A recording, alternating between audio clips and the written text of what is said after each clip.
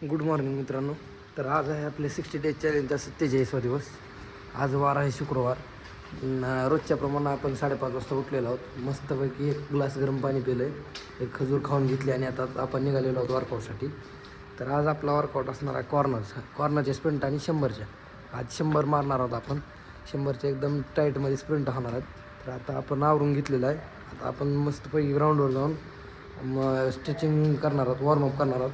वॉर्मअपचे पहिल्यांदा 2 राऊंड होतील आणि त्याच्यानंतर आता आपण आपला वर्कआउट सुरू करणार आहोत. आता आपण जाऊया ग्राउंडला. तर मित्रांनो, आता मी आलेलो आहे ग्राउंडवरती. आजचा आपला कॉर्नरचा वर्कआउट असणार आहे. अजून उजेड पडलेला नाही, एवढा अंधारच आहे ग्राउंडवर. तर थोड्या वेळात उजेड पण पडेल, तोपर्यंत आपलं वॉर्मअपचे 2 राऊंड होतील आणि थोडासा वॉर्मअप पण होईल. त्यानंतर आपण मारणार आहोत स्ट्रेटच्या 5 राऊंड आणि कॉर्नरचे 5 राऊंड, असे मिळून 10 राऊंड होणार. त्या हिशोबानं 20 स्प्रिंट होणार आहे. ते स्प्रिंट घेऊन परत प्रॉपर 100 मारणार आहोत आपण. तर आता वॉर्मअप करून आपण सुरुवात करू. तर मित्रांनो, आता आपण रूमवरती आलेलो आहोत. आपला वर्कआउट झाल्यानंतर टाईम भेटला ना व्हिडिओ काढायला.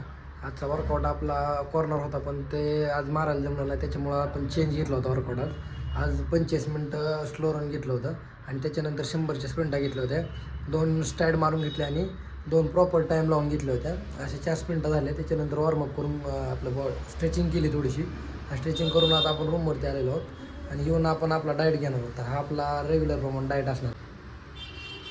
तर हा आपण डाएट घेणार आहोत आणि आपला डाएट घेऊन आपण आपलं सगळं आवरून आपण रेग्युलरच्या टाईमला लायब्ररीमध्ये जाणार आहोत. तर मित्रांनो, आता मी आलेलो आहे तळजायला. सकाळचं आपलं डाएट झाल्याच्यानंतर आपण गेलो होतो. डाएट करून झाल्याच्यानंतर आपला सकाळचं मराठी व्याकरण आणि दुपारचा गणित बुद्धिमत्तेचा मस्त अभ्यास झालेला आहे. त्याच्यानंतर थोडासा रेस्ट घेऊन आता आलेलो आहे तळजायला आवरून आपलं 5 वाजता बरोबर. आता इथं आपला आजचा वर्कआउट रनिंग कॅन्सल आहे आपली.